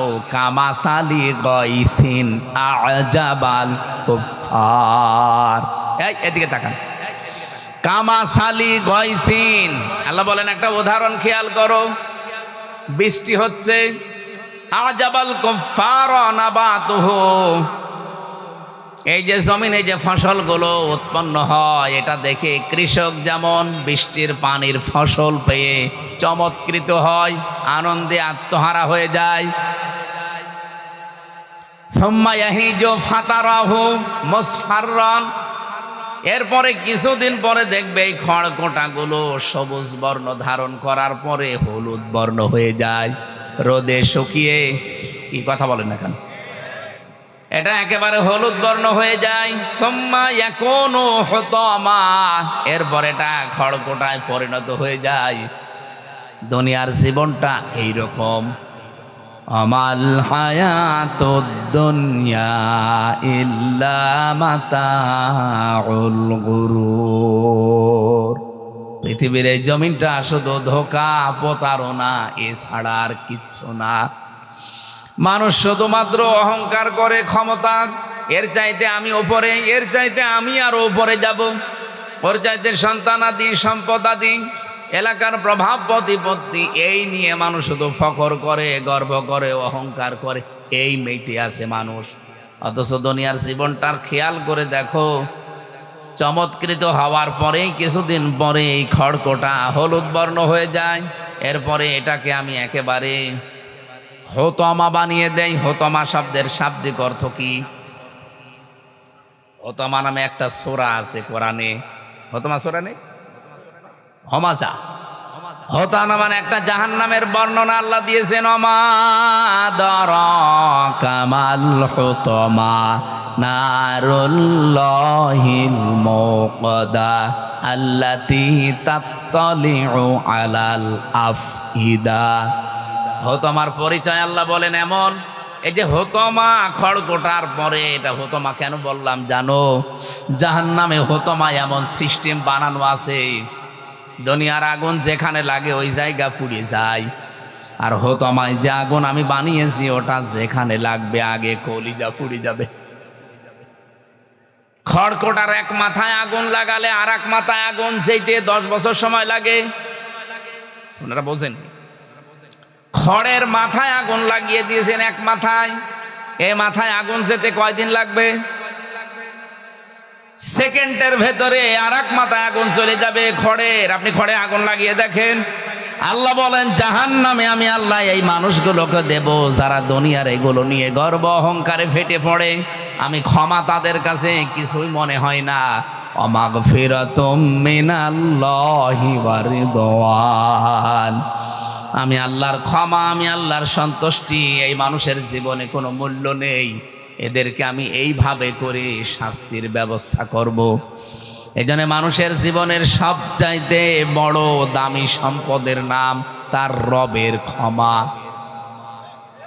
বলেন বলেন, এ রবের ক্ষমা মানুষ পাবে কি করে? এখানে প্রায় 70টা ক্রাইটেরিয়া দেওয়া আছে তাফসিরে। এদিকে তাকান, একটা বলছি, আপনি আল্লাহর ক্ষমার উপযুক্ত হয়েছেন কিনা, আপনি ক্ষমা পাবেন কিনা নিজের দিকেই খেয়াল করে দেখেন। একজন সাহাবীর জীবনী পড়ছিলাম। বিশ্বনবী মুহাম্মদুর রাসূলুল্লাহ তাকে তিনবার মসজিদে প্রবেশ করার সময় বললেন এই লোকটা জান্নাতি। সাহাবায়ে কেরাম 3 বারই তার দিকে তাকিয়েছেন যে কি গো। 3 বার পর জমান নামাজে আসলে লোকটা, তাকে মসজিদে প্রবেশ করতে দেখেই নবীজি আলোচনা বন্ধ করে দিয়ে বললেন এই লোকটা জান্নাতি। গোপনে তার কাছে একবার গিয়ে বলছে, ভাই আপনি কি করেন, কি এমন আমল আপনার আছে বলেন তো, যে আল্লাহর নবী আজ 3 দিন 21 দিন পার হচ্ছে, 3 সপ্তাহ জমার দিন আপনাকে জান্নাতি বলে ঘোষণা দিয়েছে। উনি বললেন, প্রকাশ্য গোপনে সেরকম কোনো আমল আমার নেই, তবে একটা কাজ আমি প্রতিনিয়ত করি। সারাদিন পরিশ্রম করার পর সকাল সন্ধ্যা বেলা রাতের বেলা যখন আমি ঘুমাতে যাই, বালিশে মাথা দিয়ে আমি চিন্তা করি যে আমার কারো উপরে কোনো অভিমান নেই, ক্ষোভ নেই, রাগ নেই, কোনো অনুযোগ নেই, সব আমি আল্লাহর জন্য সবাইকে আজ মাফ করে দিলাম। একটা শান্ত নির্মল পরিচ্ছন্ন মন নিয়ে আমি ঘুমিয়ে গেলাম। সকালে উঠতে পারবো কিনা জানি না, এরকম মন নিয়ে আমি একেবারে শান্ত মন নিয়ে ঘুমিয়ে পড়ি। রব্বুল আলামিন মনে হয় এই কাজটা পছন্দ করেছে, নবীর মাধ্যমে এই জন্য সুসংবাদটা পাঠিয়েছে আমি জান্নাতি। তিনি সারাদিনের পরিশ্রান্ত শরীর বালিশে মাথা দেওয়ার পরে চিন্তা করতেন, কারো উপরে আমার কোনো রাগ নেই, ক্ষোভ নেই, অভিযোগ নেই, যা আছে সব আমি মাফ করে দিলাম আল্লাহর জন্যে। এই জন্যে আল্লাহ তারে মাফ করেন। আর আমরা সারাদিন পরিশ্রম করি, যাই করি, সন্ধ্যাবেলা রাতের বেলা ঘুমানোর সময় চিন্তা করি কার 12টা বাজাবো। সকালবেলা উঠে কার নামে মিথ্যা মামলা দেব, কার নামে মিথ্যা তথ্য ছড়িয়ে সাংবাদিক বিভিন্ন জায়গায় মিথ্যা তথ্যগুলো সংগ্রহ করে কি করে কার 12টা বাজাবো, কার চরিত্রে কলঙ্কর দাগ দেব, এই চিন্তা করে মানুষ ঘুমায়। এরকম মানুষ আছেন কারা? হাত তোলেন তো। এই এলাকায় ওয়াজ দেওয়ার দরকার কি? তো সব আল্লাহর ওলি বসে আছে। আমি তো এরকম মানুষই চাচ্ছি। কুষ্টিয়াবাসী ওই সাহাবীকে নবীজি যেভাবে সুসংবাদ দিয়েছিলেন, ক্ষমা মাফ, আমরাও এই কাজটা আজকে থেকে করতে চাই। আমার মনে হয় রাজনৈতিক যত দল এই দেশে আছে, ধর্মীয় যত দল আছে, যত জায়গাগুলো আছে প্রতিষ্ঠান কেন্দ্রিক বাংলাদেশে, সব জায়গা থেকে যদি আমরা এই চিন্তাটা করতে পারতাম ঘুমানোর সময়, যে আমার কারো উপরে কোনো রাগ নেই, অভিযোগ নেই, কোনো রকমের কোনো কিছু নেই, সব আমি আল্লাহর জন্য মাফ করে দিলাম, বাংলাদেশ কালকে সকালেই জান্নাত হয়ে যাবে। কে কথা বোঝেন আমার? এই কথার ওজন কত আপনি টের পেয়েছেন? আমি কিন্তু সবগুলোকে পেছিয়েছি। এইটাই দরকার ক্ষমা পাওয়ার জন্য। 70টার ভেতরে এইটা একটা। আপনাকে আল্লাহ মাফ করবে কি দেখে? এই পৃথিবীতে কোনো মানুষ যদি সমর্থ থাকার পরেও কাউকে মাফ করে দেয়, মহান আল্লাহ ওই মানুষের 70টা অপরাধ মাফ করে দেয়। এই সুযোগটা থাকার পরও আমরা অনেক সময় কাজে লাগাই না। আমরা আরো সেই পুরাতন রাগগুলো কি করে তোলা যায় সেই চিন্তা করে। এই যে বুঝে ফেলিস, পুরাতন রাগ কি করে মনে মনে করে কোথায় কি হয়েছে সেইগুলো তুলে তুলে মানুষের ওপরে রাগ খাটায়। আল্লাহ আপনাকে যে মাফ করবে সে রাস্তা কই? 2 নম্বরে আল্লাহ বলে না জান্নাতিন, এমন একটা বাগানের দিকে দৌড়াও। 1 নম্বরে আমি আল্লাহর ক্ষমা পাবে যারা, তারাই আমার বাগান পাবে। এই বাগান মানে জান্নাত, জান্নাতুন মানে বাগান। এই জান্নাত পাওয়ার জন্য তোমরা দৌড় প্রতিযোগিতা করো। ফি যালিকা ফালিয়াতানা ফাসিলে মুতানাফিসুন। আমি আল্লাহর যে জান্নাত তোমাদের জন্য বাগান বানিয়েছি, ওই বাগান পাওয়ার জন্য তোমরা দুনিয়ায় প্রত্যেকেই প্রতিযোগিতা আরম্ভ করো। এর আগে যে শব্দগুলো আল্লাহ দিয়েছেন, খিতামুহু মিসকুন ওয়া মিজাজুহু মিন তাসনিম আইনাই ইয়াশরাবু বিহাল মুকাররাবুন। এই তাসনিম শব্দের ব্যাখ্যাটা আমি মালয়েশিয়াতে ইন্টারন্যাশনাল ইসলামিক ইউনিভার্সিটিতে একটা সেমিনারে ছিলাম। ওই জায়গায় এই ব্যাখ্যাটা আমি পেয়েছিলাম। এদিকে তাকান ভাই, রব্বুল আলামিন যে তাসনিম শব্দটা দিলেন, ঝর্ণা ধারা, এ ঝর্ণা থেকে কি পানি বের হয় সেই পানির একটা বর্ণনা দিচ্ছিলেন ডক্টর জাকির নায়েক, আর রাশিয়া বিশ্ববিদ্যালয়ের একজন শিক্ষক। উনি বলছিলেন এই যে কোরআনে কারিমে মুসলমানদের কোরআনে এই যে শব্দটা তাদের মালিক দিয়েছে, তারা কি কোনোদিন চিন্তা করে এই শব্দটা নিয়ে? আমিজাজুহু মিন তাসনিম আইনা ইয়াশরাবু বিহাল মুকাররাবুন। এমন একটা বাগান, এমন একটা ঝর্ণা ধারা থেকে মানুষকে আল্লাহ পানি পান করাবে, তার নিকটবর্তী বান্দাদেরকে এই ঝর্ণা থেকে পানি পান করাবে। আমরা যারা সামনে বসে আছি, প্রায় 42টা দেশের বিশ্ববিদ্যালয়ের ছেলেমেয়েরা প্রশ্ন ছুড়ে দিয়েছে যে বলো তো এই পৃথিবীতে সবচাইতে দামি পানির নাম কি? তাসনিম আইনুন ইয়াশরাবু বিহাল মুকাররাবুন, যেটা পান করবে। অনেক কোরআনের আয়াত থেকে একটা ব্যাখ্যা দিতে গিয়ে আমাদেরকে কেউ তো বলতে পারে না, কেউ কেউ জানিয়েছে যে হ্যাঁ জমজমের পানি খুব দামি। উনি বলছে না, জমজমের পানি 1 লিটার কয় টাকা নেবে? বাংলাদেশের নাই 500 টাকা। আমার মনে হয় এখানে অনেকে জানেন কি জানেন না আমি জানি না, অ্যাকোয়া ক্রিস্টোলা, এটা নীতা আম্বানি আছে না ভারতের, এই মহিলা পান করে। স্বর্ণের বার গোলানো কি যেন দেয় ওর ভেতরে, যৌবন ঠিক থাকে, চেহারায় ভাঁজ পড়ে না। 1/2 লিটার পানির দাম হচ্ছে 55 লক্ষ টাকা। আমার মাঝে মাঝে চিন্তা হয় ওর জীবনী পড়লে, ও যদি অন্তত 5 বোতল পানি খায়, এই যাতে এতটুকু বোতল হয়, 5 বোতল পানি সারা দিনে খায়, কমপক্ষে 3 কোটি টাকার শুধু পানি খায়।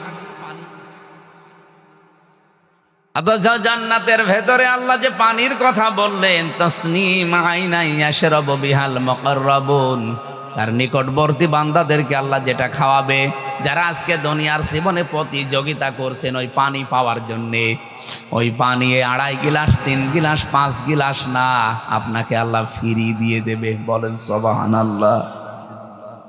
নেতা আম্বানি হয়তো স্বামীর টাকা আছে, এই জন্য সে কিনে খেতে পারছে। আমি যদি সত্যি ওই পানিটার জন্য আজকে এখান থেকে প্রতিযোগিতা করি, আজকে থেকে রমজান যেটার ট্রেনিং আমাদেরকে দিয়ে গেল, যে কোনো কাজ আমরা যেন শেষ করে না দেই, কন্টিনিউয়াস করতেই থাকি। 5 ওয়াক্ত নামাজ হয়তো জামাতে পড়তেন, এটা ঠিক রাখবেন।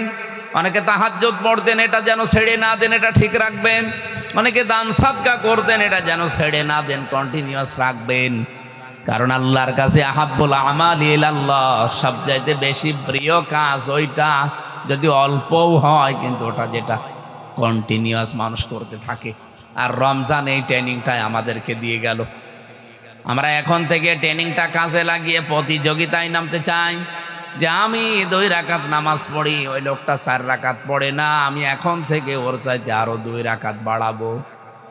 অবিপদে মুসিবতে থেকে অভাবে থাকার পরও দান করে, আর আমি ওর মতো না, ওর চাইতে আরো সচ্ছল আছি, আমি যতটুকু পারি দুনিয়ার জীবনে ওর চাইতে বেশি দান করি, ওই পানি পাওয়ার জন্য এগিয়ে যেতে চাই। আল্লাহ যেন তৌফিক দেন, বলেন আমিন। রব্বুল আলামিন বলেন, যার প্রশস্ততা বানিয়েছি আকাশ আর জমিনের যে ফারাক, এর চাইতেও বিস্তৃত। উইদ্দাত লিল মুত্তাকিন, যেটা আমার মুত্তাকি বান্দাদের জন্য আমি বানিয়েছি, প্রস্তুত করে রেখে দিয়েছি। 1 নম্বরে ক্ষমা, আর 1 নম্বরে বাগান জান্নাত, আসমান আর জমিনের চাইতেও বিস্তৃত। এটা পাওয়ার জন্য আল্লাহ যে শর্তগুলো দিয়েছেন, 1 নম্বরের শর্ত পেলাম যে মুত্তাকি হওয়া লাগবে। কি হওয়া লাগবে? আরো জোরে বলেন। রমজান এসেছিল আমাদেরকে কি বানাতে? মুত্তাকিন। বলেন বলেন, আরো জোরে বলেন। কিভাবে আপনি মুত্তাকিন হবেন? এটা তাফসিরে তাবারি থেকে কোট করেছি। আমি 1 ঘন্টা আলোচনা করলে কমপক্ষে 20 ঘন্টা তার আগে আমি পড়াশোনা করি কোনো বিষয়ের ওপরে। আজকে যত তথ্য বলেছি, এই তথ্যগুলো একটা কিতাবের না, কমপক্ষে 50টা কিতাব থেকে নেওয়া। আপনি এখান থেকে আজকে যে তথ্যটা দিচ্ছি, যেহেতু উইদ্দাত লিল মুত্তাকিন, প্রস্তুত করে রাখা হয়েছে এই জান্নাত, এই ক্ষমা, যারা মুত্তাকি তাদের জন্যে। মুত্তাকি হওয়ার জন্য যে সমস্ত ক্রাইটেরিয়া আছে, শ্রেণী বিভাগ আছে, পদ্ধতি আছে, এই পদ্ধতিগুলো যদি কেউ অবলম্বন না করে, শুধু জুব্বা গায়ে দিয়ে, পাগড়ি মাথায় দিয়ে, হাতে তসবিহ নিয়ে সে মুত্তাকি হতে পারবে না। এবার আমি শুরু করছি নাকি শেষ করে দেব? না, বলেন বলেন, আমি এগুলো বলি শেষ করছি, আপনার ব্যাখ্যা করতে গেলে সারা রাত চলে যাবে। 1 নম্বরে, কেউ যদি মুত্তাকি হতে চান, খালি ভড়ি মোটা করলেই হবে, আমার মতো বড় জুব্বা গায়ে দিলে হবে কি? 1 নম্বরে নবীজি বলেন, তাকে হকের অনুসন্ধানকারী হওয়া লাগবে। সে হক তালাশ করে বেড়াবে, কোথায় সত্য পাওয়া যায়, হক পাওয়া যায়, এই অনুসন্ধানে সেতে লেগে থাকবে। আজকে থেকে আমি সহ প্রত্যেকে এটাই লেগে থাকতে চাই। কথা বলে না কেন? আমাদের জাতির পিতা ইব্রাহিম আলাইহিস সালাম এটা করেছিলেন। উনি আল্লাহকে খুঁজতেছিলেন, রবকে রবকে। কেউ কোনো সময় তারকা, কোনো সময় চন্দ্র, কোনো সময় সূর্য, সব যখন ডুবে গেল, অস্তমিত হয়ে গেল, তিনি বললেন না। ফালাম্মা আফালা ক্বালা লা উহিব্বুল আফিলিন, আমি ভালোবাসি না যেগুলো ডুবে যায়, অস্তমিত হয়ে যায়।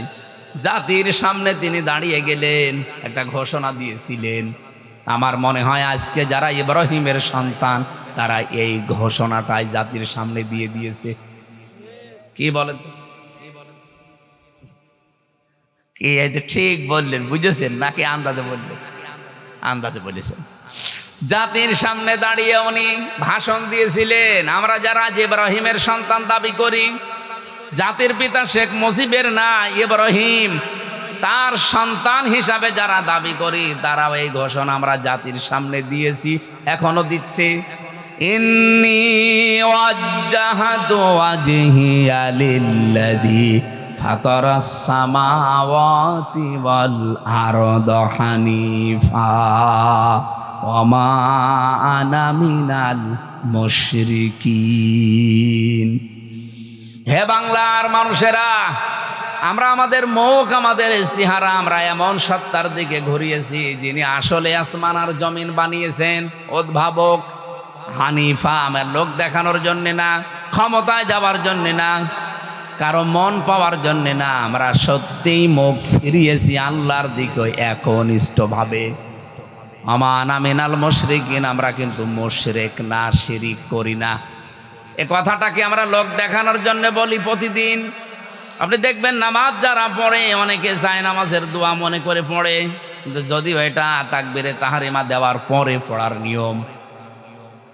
আমরা যারা ইব্রাহিমের সন্তান, এটা আমার এ দেশের জাতিকে আমরা অলরেডি জাতি জানিয়ে দিয়েছি। কোনো চিন্তা, কোনো ভয় কাউকে আমরা গ্রহণ করি না। কিসের সূর্য, কিসের চন্দ্র, কিসের আব্রাহাম লিঙ্কন, কিসের ভারত, কিসের আমেরিকা, কাউকে মানি না। আমরা একনিষ্ঠভাবে ফিরেছি কার দিকে? আরো জোরে বলেন।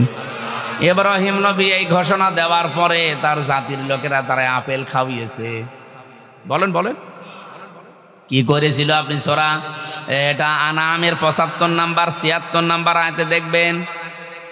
75, 76, 77, 78, 79, 80, 81, 82 নাম্বার আয়াত পর্যন্ত জাতির লোকেরা বলেছে ওয়াহাজ্জাহু কওমুহু, তার সাথে তারা রীতিমতো ঝগড়া করা আরম্ভ করেছে। আজ বাংলাদেশে সত্যি দেখবেন যারা এই দেশে আল্লাহর আইন একনিষ্ঠভাবে কায়েম করতে চায়, তাদেরকে পায়ে পাড়া দিয়ে অনেকে আজ ঝগড়া করতে চেষ্টা করছে।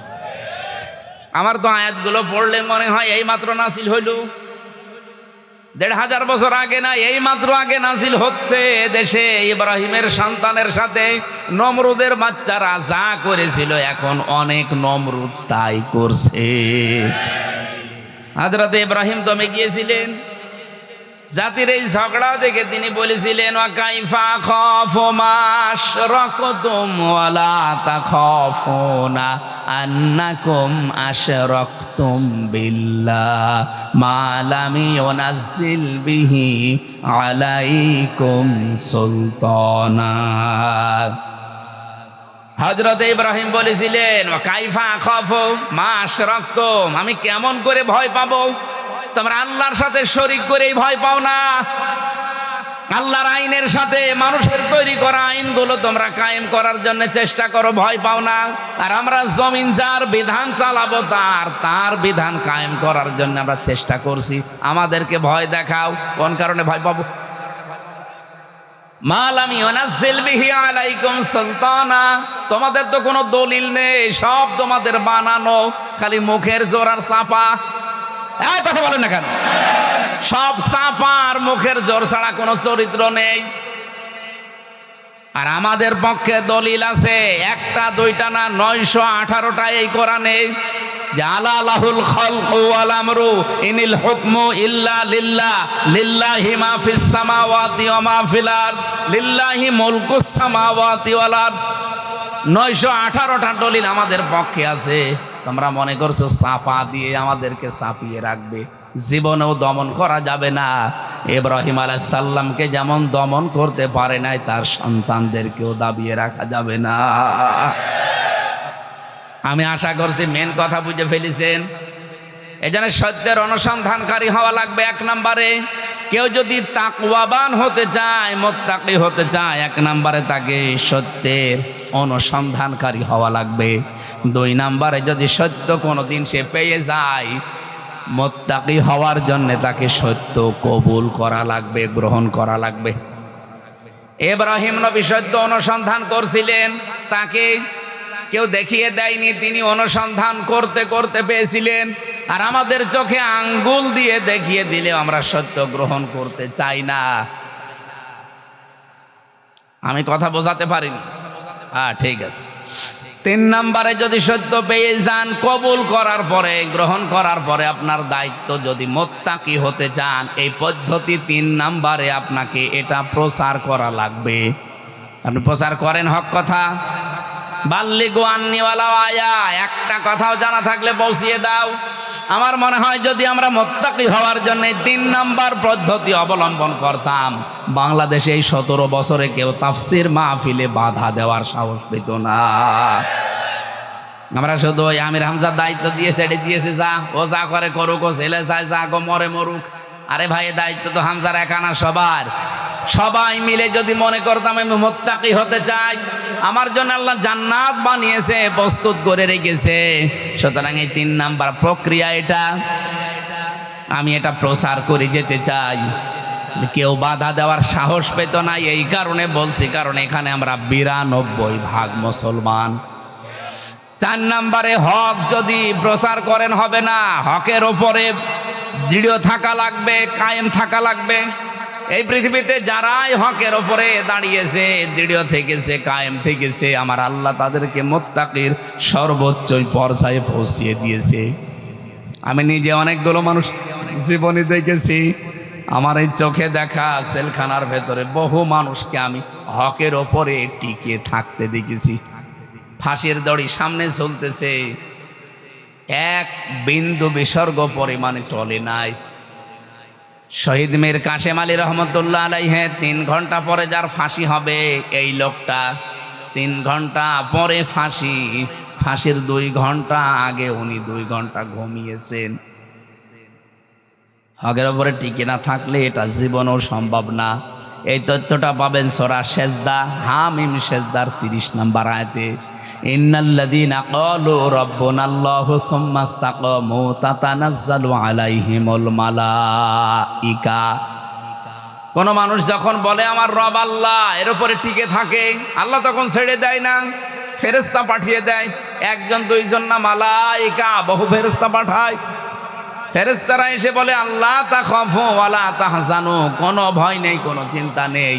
ওয়াবশিরু বিল জান্নাহ, ওই জান্নাতের সুসংবাদ গ্রহণ করেন। আল্লাতী কুনতুম তুআদুন, যার ওয়াদা আল্লাহ তোমাদের সাথে করেছেন। বলেন সুবহানাল্লাহ। যে কারারক্ষী তাকে পাহারা দিত কুতুবউদ্দিন, আমারও পাহারা দিত ওই লোকটা। আমারে বলছিল হামজা ভাই, আমার আজ পর্যন্ত মাথায় ধরে নাই 3 ঘন্টা পরে যে লোকটার ফাঁসি, সে 2 ঘন্টা ঘুমাইলো কি করে। আমি ওনারে ওই দিন বলেছিলাম, কুতুব ভাই আপনার মাথায় ধরবে না, আমার মাথায় ধরেছে। সূরা হামিম সেজদা আমারে আগেই জানিয়েছে। সত্যি যদি কোনো মানুষ টিকে থাকতে পারে হকের উপরে, ওকে আল্লাহ ফেরেশতা নাযিল করে হলেও সাহায্য করবে। এটা কি করেছে নাকি সামনেও করতে পারে? 5 নম্বরে হকের ওপরে তাকে হক কায়েম করা লাগবে। হক যদি আপনি পেয়ে যান, শুধু নিজে দৃঢ় থাকবেন হবে না, হককে কি করে কায়েম করা যায় জমিনে, এই সত্যকে, এই চেষ্টা আপনার থাকা লাগবে। এই তথ্যটা সূরা শুরার 13 নম্বর আয়াতে আছে। 6 নম্বরে শুধু কায়েম করলেই হবে না, যদি হক একবার কায়েম হয়ে যায়, এটা কিভাবে টিকে থাকে সেই জন্য চেষ্টা করা লাগবে। পদ্ধতি বললাম কয়টা? বলেন বলেন। এই 6টা পদ্ধতি হচ্ছে মুত্তাকি হওয়ার। আল্লাহ নিজে জানিয়েছেন, পুরা কোরআন থেকে বলছি, যাদের জন্য আল্লাহ বানিয়েছেন, জান্নাত প্রস্তুত করে রেখেছেন, তার ক্ষমা। এই মানুষগুলো এই পদ্ধতিতে যদি যেতে পারে, সে আল্লাহর দৃষ্টিতে মুত্তাকি হবে। তার জন্যে জান্নাত আল্লাহ বাগান প্রস্তুত করে রেখেছেন। বলেন সুবহানাল্লাহ। নিজের স্ত্রী বাদ দিয়ে অন্যের প্রতি যাদের আকর্ষণ, পরকীয়া প্রেমে যারা লিপ্ত, এরকম মানুষ দেশে নেই? তাদের জন্য একটা ঔষধ আছে কোরআনে কারিমে, সূরা নূরের 30-31 নম্বর আয়াত। বললেন সুবহানাল্লাহ বলছে। গম এসেছিলেন, তাও ভালো। কুল্লিল মুমিনিনা ইয়াগুদ্দু মিন আবসারিহিম ওয়া ইয়াহফাযু ফুরুজাহুম যালিকা আযকা লাহুম ইন্নাল্লাহা খাবীরুম বিমা ইয়াসনাউন। এই আয়াতটা তাফসীর সহ পড়বেন। কোন মানুষের যদি এই রোগ থাকে যে বিয়ের পরে পরে নিজের বউ 1 বছর 2 বছর ভালো লাগতো, এখন আর ভালো লাগে না, অন্যের বউ দেখলে কেমন যেন ভালো ভালো লাগে, এরকম মানুষ নেই? এটা একটা রোগ। এই রোগের ঔষধ আল্লাহ দিয়েছেন দুইটা। কয়টা বলেন বলেন? একটা হোমিওপ্যাথি, একটা অ্যালোপ্যাথি, নাকি কি বলেন? এক নম্বরে আল্লাহ বলেন এই দৃষ্টি নিম্নগামী করা লাগবে। 2 নম্বরে লজ্জা স্থানের হেফাজত করা লাগবে। এই দুইটা ঔষধ যদি কোনো মানুষ সর্বোচ্চ 1 মাস পালন করতে পারে, ওর তখন অন্যের স্ত্রীর চাইতে নিজের জায়েজ যেটা, এই স্ত্রীর প্রতি ভালোবাসা মহাব্বত বাড়বে। আপনি এই ঔষধ আজকে থেকে খেয়ে দেখেন, সামনে ইনশাল্লাহ ঠিক আছে, আলহামদুলিল্লাহ, আপনি মানবেন। মুরব্বী মানুষ, আপনার বলার দরকার কি? আপনি কার দিকে তাকান? না, দাদার বয়সী লোক, উনি যদি বলছে ইনশাল্লাহ, উনি এদিক ওদিকে তাকাতে পারে। আজকে থেকে আমরা যাদের এই রোগের রুগী আছি, এই রোগটা দূর করার জন্য আল্লাহ এই ঔষধটা দিয়েছেন। সে নারী হোক আর পুরুষ হোক, প্রত্যেকের জন্য। কথা বুঝতেছেন? মেয়েরা যারা এসেছেন, আপনাদের জন্য পুরুষের জন্য একই ওয়াজ, আপনার জন্য আলাদা একটা ওয়াজ। নবীজি বলেন ওই মহিলা জাহান্নামী, ওই মহিলা জাহান্নামী, ওই মহিলা জাহান্নামী, যে তার স্বামীর সামনে মেজাজ নিয়ে কথা বলে। এই কয়া ইউনিয়নে এসব নেই। সুতরাং আপনার নামাজ, রোজা, পর্দা সব কিন্তু মাঠে মারা যাবে। আল্লাহ আপনাকে তৌফিক দিন এই আয়াতটা মেনে চলার। আমি জেলখানায় থাকতে, যেহেতু সাইদি সাহেব রহমতুল্লাহ আলাইহির সাথে কয়েকবার দেখা হয়েছিল হাসপাতাল কেন্দ্রিক, অনেক কিছু উপদেশ দিয়েছিলেন। ওইটা নিয়ে আমি একটা বইও লিখেছি, শতাব্দীর শ্রেষ্ঠ রাহাবার আল্লামা সাইদি রহমতুল্লাহ আলাইহি। তো ওনার ওই বইটা যদি কোনো জায়গায় পান, আমার মনে হয় গাড়িতে নেই এখন, যদি আশপাশে কোনো জায়গায় পান, এটা আছে, এখানে থাকলে নিয়েন, কাজে লাগবে। অনেক তথ্য দেওয়া আছে, আপনার জ্ঞানের দূরদর্শিতা বাড়বে। যতগুলো বললাম, আল্লাহ আমাদেরকে কবুল করুন।